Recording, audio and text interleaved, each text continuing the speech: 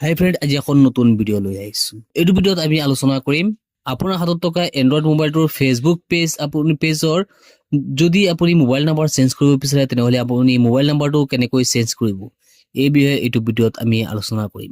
গতিকে আপোনালোকে ভিডিঅ'টো অলপো স্কিপ নকৰিব আৰু যদি কোনোবাই আমাৰ এই ভিডিঅ'টো নতুনকৈ আহিছে তেনেহ'লে আমাৰ চেনেলটো ছাবস্ক্ৰাইব কৰি ৰাখিব। বলক এতিয়া আমি মোবাইল নাম্বাৰ কেনেকৈ চেঞ্জ কৰিব ইয়াৰ প্ৰচেছটো আমি আৰম্ভ কৰোঁ।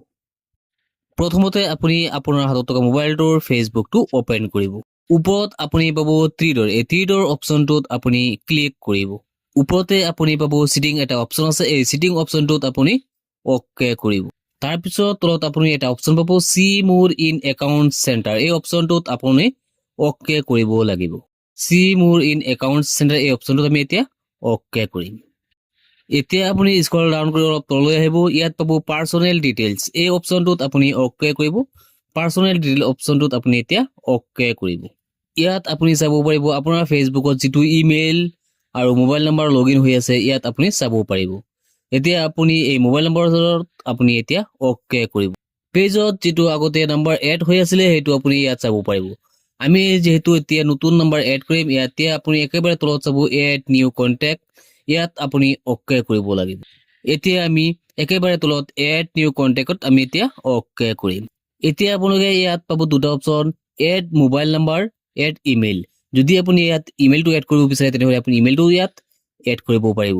আমি যিহেতু এতিয়া মোবাইল নাম্বাৰটো এড কৰিম, এতিয়া আমি এড মোবাইল নাম্বাৰত আমি এতিয়া অ'কে কৰিম।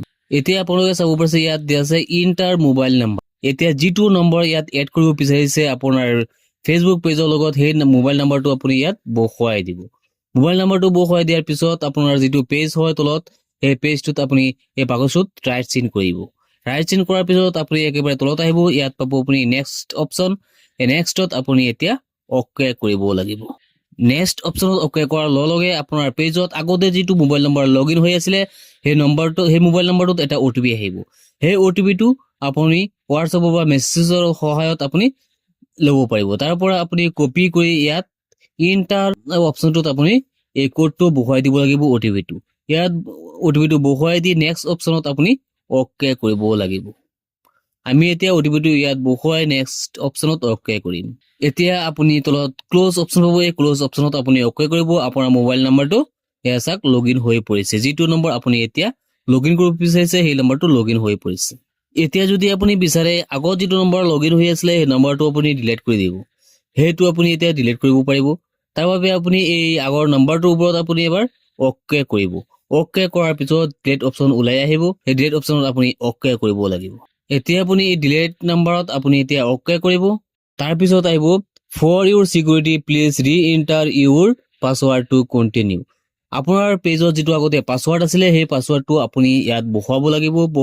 পাছৱাৰ্ডটো দিয়াৰ পিছত আপুনি কণ্টিনিউ অপশ্যন পাব, এই কণ্টিনিউ অপশ্যনত আপুনি অ'কে কৰিব লাগিব।